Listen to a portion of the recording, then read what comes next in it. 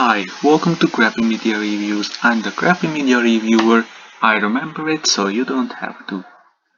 And this has to be one of the most difficult things that I ever had to review because I haven't written a script for this review. And this review will be me entirely improvising the thing.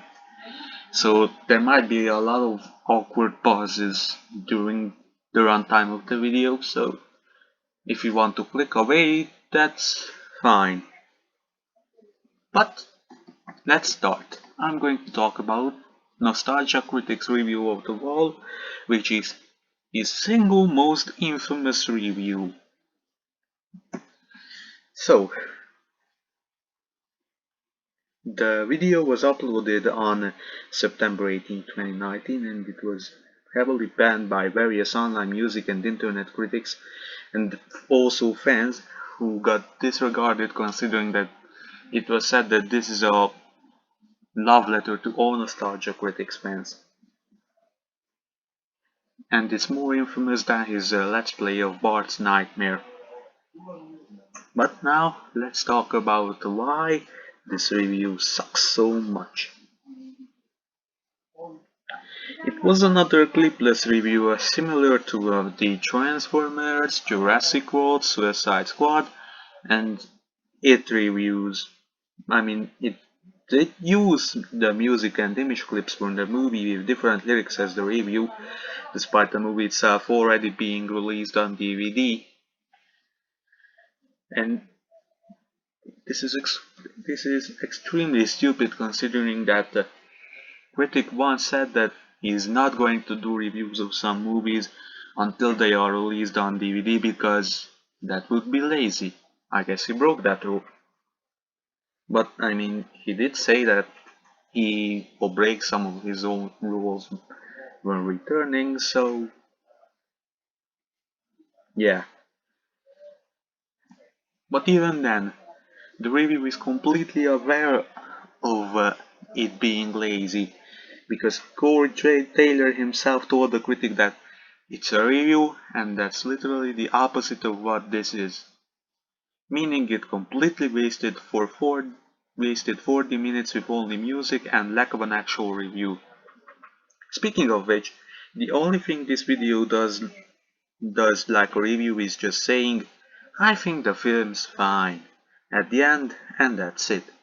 No in-depth analysis, no reasoning, just one line about his thoughts on the movie and in a 40-minute review, quote unquote.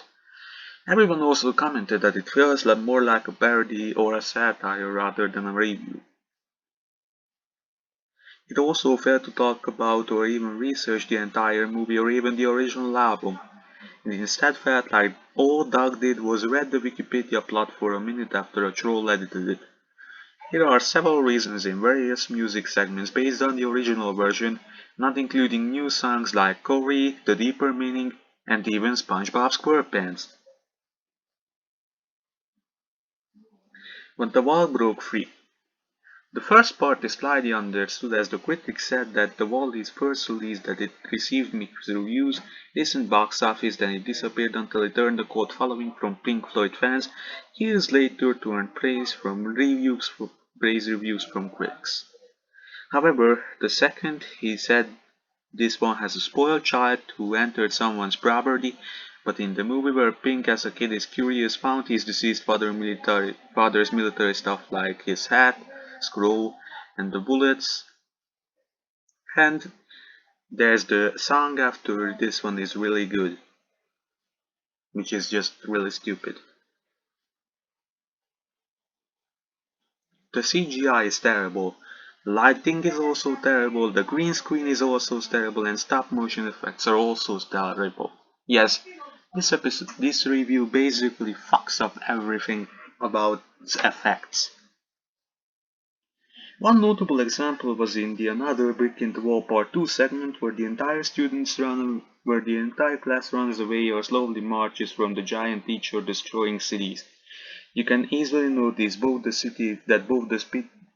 the city is spinning to the left, but the teacher is moved to the right. The angry video game nerd has better effects for low budget shows than this. None of the jokes are memorable and funny. Many of the music lyrics are both cringeworthy and even an insult to the original movie, the album, and even Pink Floyd fans. The music is too loud to the point where you cannot hear what the characters are saying, and they didn't even give any subtitles. It also wastes the talents of Corey Taylor, who only has a few lines and only plays the SpongeBob SquarePants theme at the end, which has nothing to do with Pink Floyd, Rob Scallon, and also Brad Jones, the cinema snob. Doug Walker's singing is the worst it has, since it sounds more hammed up than actually putting any effort into the singing, which makes it really annoying.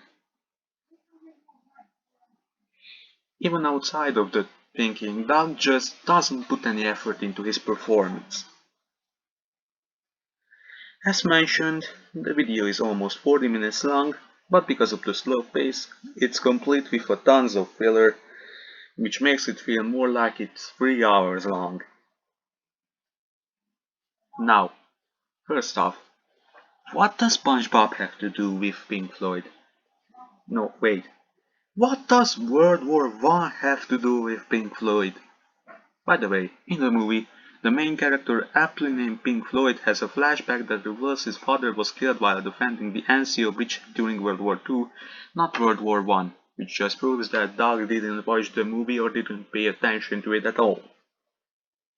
Besides the title of the video, the thumbnail itself doesn't include Nostalgia Critic himself. He's only depicted as the screaming face on the wall. Only a bizarre looking Photoshop that looks out of place with no context whatsoever. After the critically panned reception of the album by many music critics, the album got so bad that Rob Scallon has permanently deleted the album from Bandcamp. So overall, I give Nostalgia Critics The Wall a 1 out of 10. Stay tuned to the next review where I am going to talk about Bucky and Torpedo, one of the most infamous 50s cartoons of all time. See ya!